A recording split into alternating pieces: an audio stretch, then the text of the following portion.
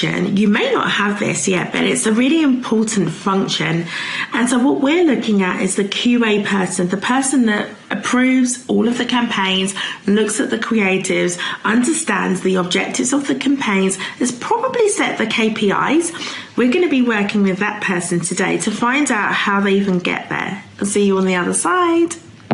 And so I'm going to go into this and really take you through my process and why you should have a QA process, why it's so important, quality assurance, and just checking the governance really of the product or whatever you've created. And so I'm going to take you through why I think you need it. But before I even do that, my name is Katrina Young, and I run a couple of agencies, and I work with entrepreneurs, business owners, and helping them really to monetize and package their brilliance and put them into automated sales funnels.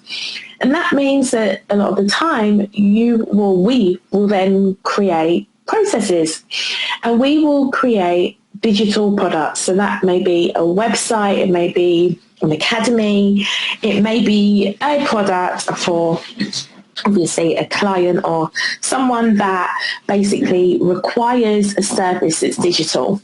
Now, the QA process for me, I've been doing QA through project management for many years. And I was actually quite disturbed when I got into the online space in the amount of processes and things that were done with actually no QA, no sign off. Thank you so much, whoever that is. So I'm also going to just put this there anyhow. So when I came into this space and working with agencies, one of the things that I wanted to implement, particularly for my team, was having a QA process. And ordinarily, I mean, when I've worked with other agencies, it's usually a process done by two people, because you've got someone else who's more senior, who is looking for different things. So you may have someone, if you're building a website or a funnel, that is looking at certain aspects of the page. And then I go in and I do a technical checkover. After having that checkover, I then have a process which is also, we've done the QA within the actual agency or within the business, but we then have a handover and sign off. And, you buy a product in the shop, and there's two parts to my business. And so you are going to have the consultation piece, but then you're also going to have the actual implementation piece. Now, for me, that should carry some form of warranty. And I'm seeing so much in the online space that, people are requesting refunds when people have actually done the work. There are unscrupulous people, we're not speaking about the people who challenged and really worked hard on something and it's not, worked out. There are some people who are just unscrupulous, who will access your digital services or your consulting services and then request a refund. And so what we want to do is just to ensure that we're protecting ourselves, that we're actually taking them through the process, and I'll take you through the process that I run, so that we are getting the client buy-in into the whole process. So if they're not happy, they have opportunities throughout the process, and they're actually buying in the sign-off. So there is a call where they sign the whole product off, or the process, or the project, and they are now saying that, right, we are essentially doing the handover here. So you are now handing the project back over to them. And you may, when I worked in the construction industry, we had a snagging process. So you may provide them with some form of warranty, so like a snagging process that allows them to come back to you within a specific date. So there's a couple of things. So I'll take you through my process. So when I'm working with a client, you will get the specific requirements. So you may give the client, or the client may give you a brief that gives all the details that they want. So they may have a branding board, they may have all of the supplementary details and products that they need so that you can do your project.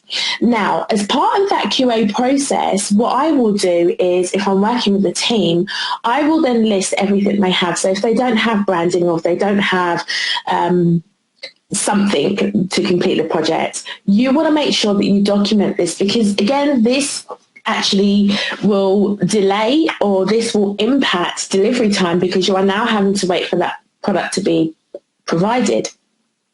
And so what I usually do is I will go in with the client and just advise and say, make sure that you're holding this somewhere that you can track it in a project management system, and just keep, chasing and following up until you have that outstanding item.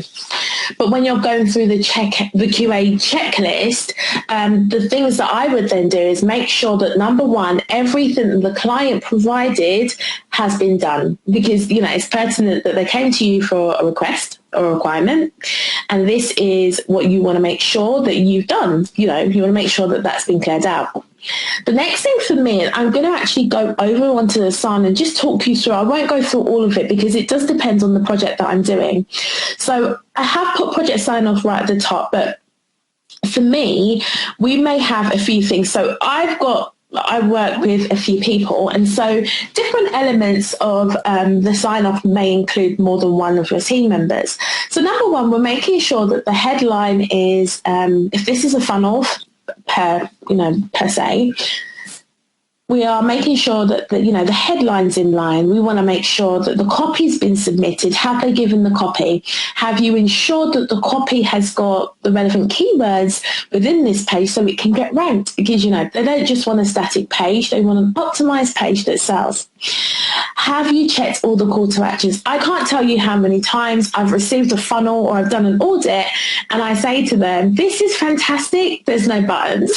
So you want to make sure that you check through and make sure that you've got some sort of process that ties in, so that you're signing everything off before it even gets to the client. The worst thing you want to do is really do this at the point that you're handing over to the client, or do this with the client. It's just not going to be professional.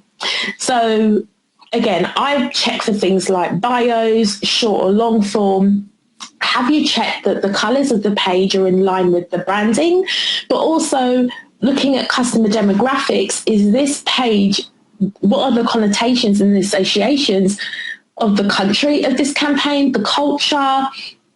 Is there symbolism? So you want to think of these things, and then have you checked the logo, or is there a brand?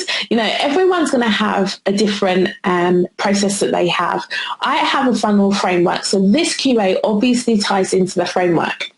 So have you checked social proof? Have they been featured anywhere? Have they not? Have they added testimonials? Have you checked if there's any stock?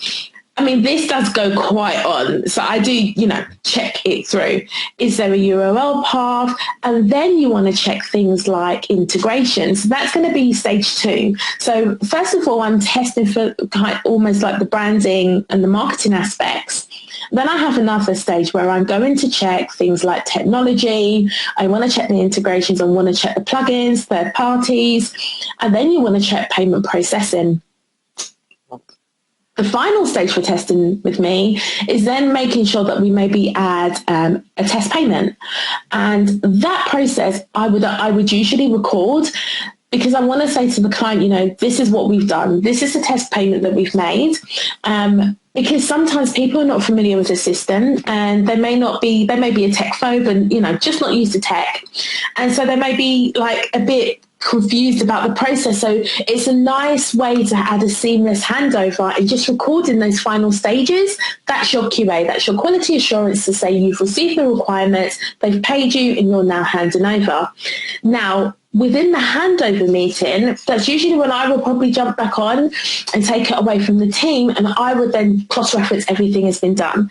During that handover meeting for my business, for my team, the handover is now saying, this is your requirements, this is your brief, this is how we fulfilled it. There may be nuances. So if you are in the design business, maybe you've purchased a font, or maybe there's just kind of handover to work out. But it's also at this stage that you want to give them pertinent details. So you might have purchased a domain for them. You may have some warranties pertaining to things that you've, plugged into the website. This is the time that you tell the client.